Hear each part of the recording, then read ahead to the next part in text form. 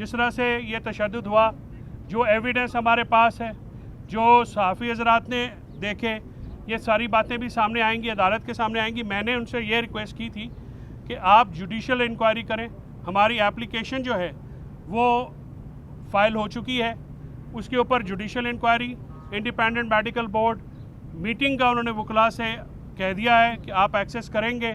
Federal हुकूमत जो है वो डरी हुई है, क्योंकि जो उन्होंने काम किया, जिस तरह से शहबाज गिल को उन्होंने ट्रीट किया, उस तरह वो सच सामने आने के ऊपर वो सख्त हरासा हैं, वो सख्त जो हैं परेशान हैं कि ये क्या हो गया।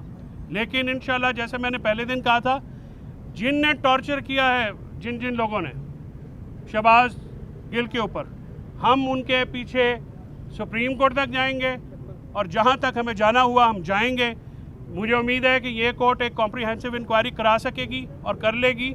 मुझे कोर्ट पे मुकम्मल अतमाद भी है, और लेकिन अगर कोई शॉर्टकमिंग्स होंगी तो हम इस अदालत के सामने बिल्कुल रखेंगे। जो इस वक्त शहबाज गिल की जो कल प्रिलिमिनरी रिपोर्ट आई है वो अच्छी नहीं है।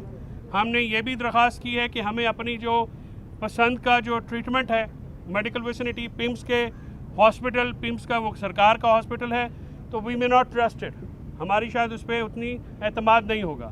लिहाजा अब ये मामला जो हैं, इसको एक डायरेक्शन मिली है, और जो रिमांड हुआ है वो इंतहाई एक कानून के ख़िलाफ़ हुआ है, बेसिक मोरालिटी के ख़िलाफ़ हुआ है।